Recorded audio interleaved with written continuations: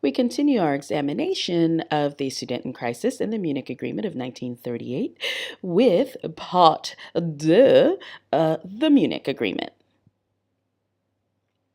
Learning objectives, as previous. Basically, what we are hoping to get out of this is an understanding of all of the causes and what led to the Munich Agreement, and then, of course, to understand the significance and the impact that this is going to have on diplomacy and eventually the outbreak of World War II. In reference to the Sudeten Crisis in 1938, Hitler gives a speech to the Nazi Congress, and he states, "I am asking neither that Germany be allowed to oppress 3.5 million Frenchmen, nor am I asking that 3.5 million Englishmen be placed at our mercy. Rather, I am simply demanding that the oppression of 3.5 million Germans in Czechoslovakia cease, and that the inalienable right to self-determination takes its place." So, the idea here is Hitler is drumming up support at home, and he's also drumming up support abroad, trying to get people to kind of be on his side and see the legitimacy of the actions that he's been taking in the Sudetenland. Now, as you remember from the previous video, this Sudeten Crisis is leaving Britain and France fearing a replay of 1914. And on September 12th, Hitler ratchets up the tension a bit more when at a Nuremberg rally, he changes the tone and it is much more aggressive. And so on September 15th, Chamberlain is like, whoa, we have got to sort this out. But, in British. And he flies directly to Germany to meet with Hitler. And they have a discussion, and basically Hitler agrees that Czechoslovakia should cede the areas with more than 50% of German population. So the areas with a majority of Germans would then be able to go to Germany. And this would be determined by an international commission. So there would be a group of outsiders, neutral parties, who would then be looking at the borders and redrawing these borders between Czechoslovakia and Germany. Now, Hitler also demands that the Czechs withdraw from an alliance with the Soviet Union. Again, remember, we said in the previous video that Czechoslovakia was a bit of a problem for Germany. And so by breaking the alliance with the Russians, this would help Germany be able to attain her goals in Eastern Europe more readily.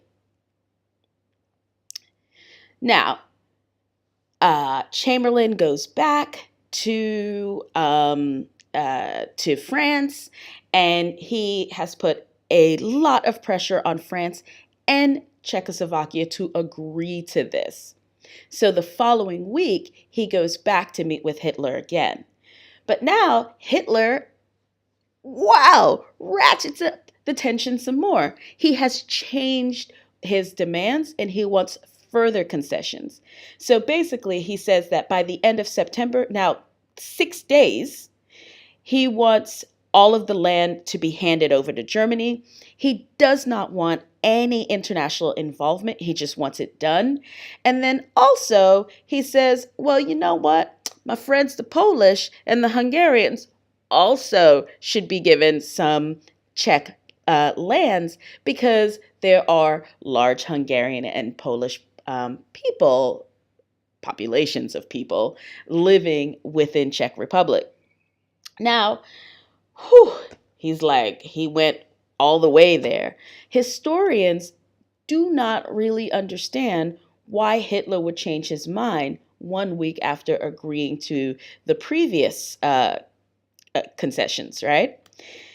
Taylor says that he believes that Hitler is stalling in hopes that the Hungarians and Polish will present their own demands to Czechoslovakia, and then you kind of have like a nibbling away of Czechoslovakia. Other historians say that, you know what, maybe Hitler had no plan, that he was just getting ready to try to go to war, and he's just looking for a way to go to war. Whereas Taylor is saying, by another thing would be that Hitler is looking to be the peacemaker in the region and thereby expanding his influence that way. With Hitler's new demands and the fact that he's saying if these demands aren't met within a week, in less than a week, he will be invading Czechoslovakia, Chamberlain's initiative seems to have failed. And there is a fear that war is imminent. And Britain and France begin a reluctant mobilization because they are going to support the Czechoslovakia. And basically, if France goes to support Czechoslovakia, then Britain will enter in support of France. But both states continue to negotiate with Hitler, trying to get a pause, trying to get some sort of concession before war breaks out.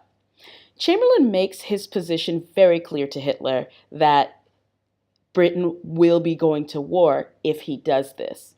It will not just be Germany against France and Czechoslovakia. In September, on September 28th, Mussolini steps in. By this point, the generals and Mussolini are really worried about a premature war.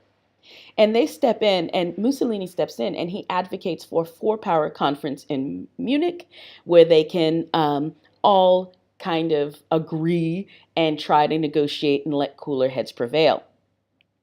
And of course, as you know, there was no Czechoslovakian representation at this meeting, and there was no Soviet representation at this meeting, despite the fact that the Soviets are allies with Czechoslovakia, and despite the fact that this is all about Czech territory. Which brings us to the Munich Agreement. So, under pressure from the generals and Mussolini, he agrees to postpone the invasion until October 10th. He agrees to allow an international commission to map the new boundary line. And he guarantees, along with France and Britain and Italy, the independence and sovereignty of what remains of Czechoslovakia after the Sudeten lands are given. And he affirmed with the desire to not go to war with Britain. And according to Hennig, she says that Chamberlain's diplomacy was aimed at exerting the maximum pressure on Hitler to agree to a peaceful settlement, and had undoubtedly unnerved and unsettled Hitler, thereby leading to these concessions, so to speak, that Hitler makes. And separate from the Munich Agreement, Chamberlain also got Hitler to sign a document agreeing to solve issues of mutual interest through consultation. So the idea is that should any other issues crop up in Europe that could potentially have British involvement, then rather than Hitler acting unilaterally, then he would do this in consultation with Britain. Hence, in the image you see to the right, Chamberlain returns home and saying that he has secured peace in our time. Spoiler alert, he did not. But according to Hennig, she says that Hitler felt cheated. He had been spoiling for a fight, but a combination of pressures, including the obvious lack of enthusiasm of the German people themselves for another war, had thwarted his intentions and forced him into international agreements limiting German freedom of maneuver and containing Eastern expansion. Thus, he regarded Munich as a setback to his expansionist ambitions, but only a temporary one. So keep this piece of historiography in mind as we consider the actions that help bring about World War II, especially from the viewpoint of Hitler. Which brings us to looking at the results of the Munich Agreement. We see that here we have an image of people, Sudeten Germans, greeting Hitler with much enthusiasm as he drives through Cheb in October 1938. Later on, what we see is the combining of the Sudeten German Party and the Nazi Party. So they essentially become the same thing. Keep this in mind. Later on, we will get to what happens to Czechoslovakia in greater detail. Czechs are expelled from the border, from the Sudeten area. Any Czechs who were living there are now being forced to move. The Polish Republic is going to annex areas from Czechoslovakia as well.